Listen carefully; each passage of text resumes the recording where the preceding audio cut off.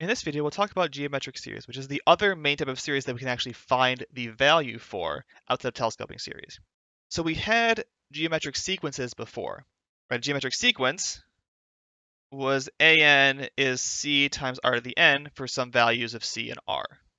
What is a geometric series? Well, it's the sum of a geometric sequence. And again, this can start any number you want, does not have to start at 0. Now I want to look at, can we figure out what the sum of a geometric series is? And again, that comes down to looking at the partial sums again.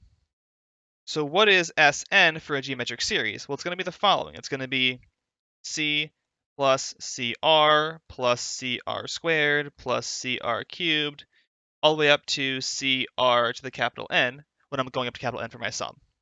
So how can I evaluate what this has to be? It turns out you can do this, but it requires a little bit of a trick that is sort of fairly famous in math areas for doing this sort of thing.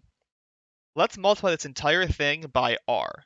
So if I look at r times Sn, this becomes cr plus cr squared plus cr cubed plus cr to the fourth plus cr to the n plus 1. And I wrote this suggestively. I'm now going to subtract these two. If I subtract the second from the first, then I get 1 minus r times Sn, and the only terms that live are the c on the front and the minus cr to the n plus 1 on the back, which tells me that Sn is c times 1 minus r to the n plus 1 over 1 minus r. Like the point of the telescoping series was that it gave us an easy formula for Sn. This does the same thing. Now that I have an easy formula for Sn, assuming that this starts at just c here, that's going to be important when we're doing examples of this, I have a nice formula for Sn, and then I can think about taking the limit. So now let's look at these series. So we've already determined that our partial sum is given by the constant term times a 1 minus r to the n plus 1 over 1 minus r.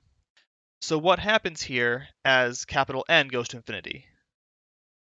Well, if r has absolute value bigger than 1, then the term r to the n plus 1 blows up as n goes to infinity.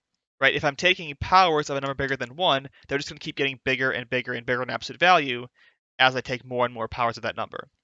So in this case, the series diverges because this limit does not exist. In particular, this also breaks for r equals 1 because that doesn't work in this context as well, because I can't solve for Sn in the same way. What about if r is less than 1 in absolute value? Well, in that case, the r to the n plus 1 term goes to 0. Then I can solve this out. Then the limit as n goes to infinity of Sn is then c times 1 over 1 minus r, and then we're in good shape. This exists, this converges, and so the sum from n equals 0 to infinity of c r to the n is c times 1 over 1 minus r. And this formula only works if the bottom part is 0. If it's 1, you have to shift some things, and you'll get a different answer for your sum. And we'll see that in some examples we have going forward. So one way you can use a geometric series is to write repeating decimals as fractions.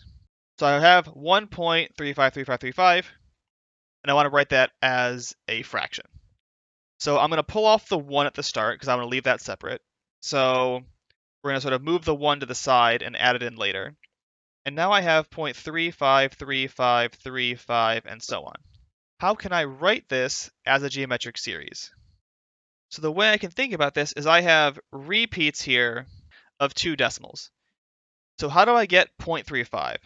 Well, that's 35 times 1 over 100. How do I get 0.0035? That's 35 times 1 over 100 times 1 over 100 to move it over 2 more decimal places. The next one here will be 35 times 1 over 100 cubed, because that'll be 4 decimal places. So I can write 0.353535 and so on as the sum from n equals 1 to infinity of 35 times 1 over 100 to the n, because every term in the sum will tack on another 35 to the end of my decimal expansion. Now, the formula I had only worked for the sum starting at 0. So to fix that, I'm going to have to shift my sum around to make it be 0. So the idea here is I'm going to let m be n minus 1. If I do that, I rewrite this sum now going from m equals 0, because if n was 1, then m is 0, still going to infinity, 35 times 1 over 100, now to the m plus 1, and I can pull off one of those terms to put with the 35. So this now becomes a 0.35 times 1 over 100 to the m, and now I know what this sum is because this is my normal geometric series starting at 0. So this is c times 1 over 1 minus r, or 0.35 times 100 over 99, which is 35 over 99.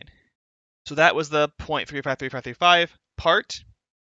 I then have to add in the 1, which tells me that 1.3535, repeating, is, add 99 to that, 134 over 99.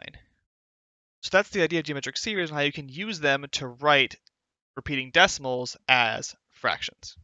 The basic idea is that I have to write out the sum as different pieces and then make sure the sum is in the right form before I try to apply the formula. It must be from 0 up to infinity of c times r to the n.